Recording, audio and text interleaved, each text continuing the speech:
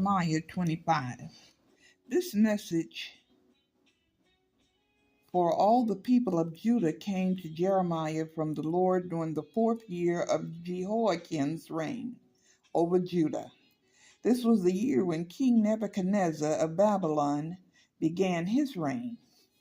Jeremiah the prophet said to the people in Judah and Jerusalem, for the past 23 years, for the 13th year of Josiah, son of Amon, king of Judah, until now, the Lord has been giving me his messages. I have faithfully passed them on to you, but you have not listened. Again and again, the Lord has sent you his prophets, but you have not listened or even tried to hear.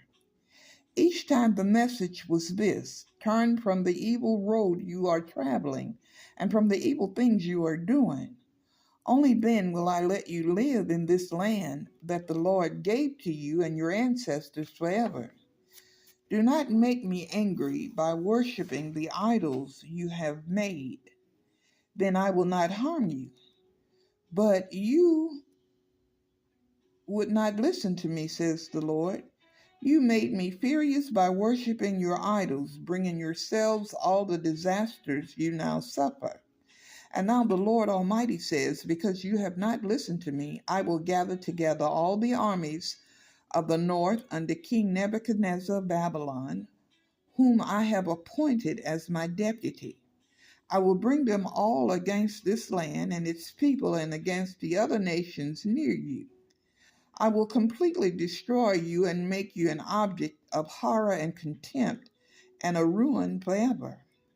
I will take away your happy singing and laughter. The joyful voices of bridegrooms and brides will no longer be heard.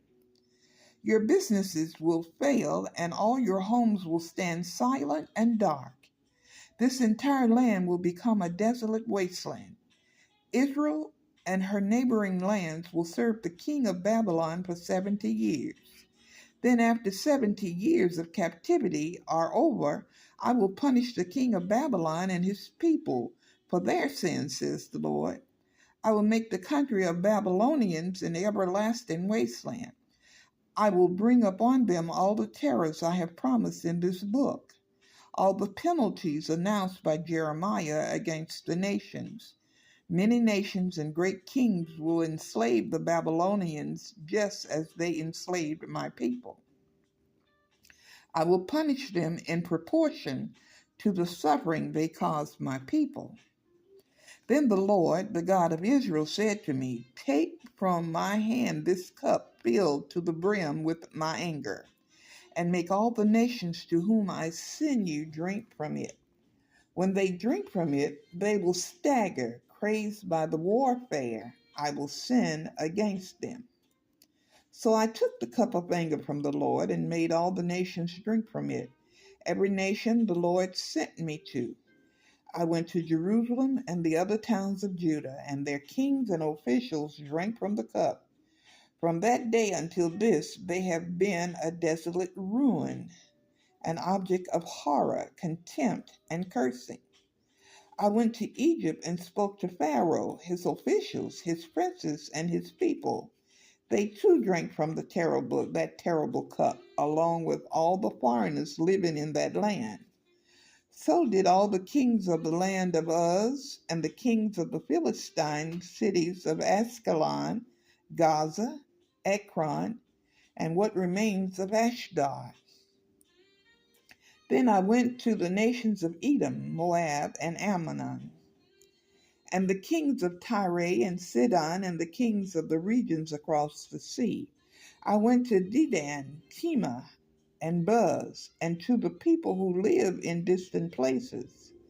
I went to the kings of Arabia, the kings of the nomadic tribes of the desert, and to the kings of Zimri, Elam, and Media. I went to the kings of the northern countries, far and near, one after the other, all the kingdoms of the world, and finally the king of Babylon himself drank from the cup of the Lord's anger.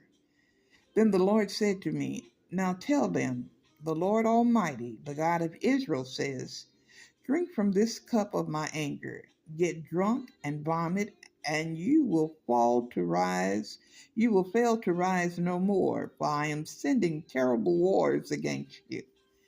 And if they refuse to accept the cup, tell them, the Lord Almighty says, you must drink from it. You cannot escape. I have begun to punish Jerusalem, the city where my own name is honored. Now should I let you go unpunished? No, you will not escape disaster. I will call for war against all the nations of the earth. I, the Lord Almighty, have spoken. Now prophesy all these things and say to them, the Lord will roar loudly against his own land from his holy dwelling in heaven. He will shout against everyone on the earth like the harvesters do as they crush juice from the grapes. His cry of judgment will reach the ends of the earth, for the Lord will bring his case against all the nations. He will judge all the people of the earth, slaughtering the wicked from his sword. The Lord has spoken. This is what the Lord Almighty says. Look, disaster will fall upon nation after nation. A great whirlwind of fury is rising from the most distant corners of the earth. In that day, those the Lord has slaughtered will fill the earth from one end to the other. No one will mourn for them or gather up their bodies to bury them. They will be scattered like dung on the ground.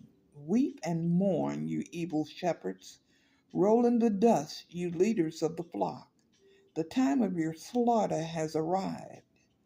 You will fall and shatter like fragile pottery. You will find no place to hide. There will be no way to escape. Listen to the frantic cries of the shepherds, to the leaders of the flock shouting in despair. For the Lord is spoiling his pastures. Peaceful meadows will be turned into a wasteland by the Lord's fierce anger. He has left his den like a lion seeking its prey, and their land will be made desolate by the sword of the enemy and the Lord's fierce anger.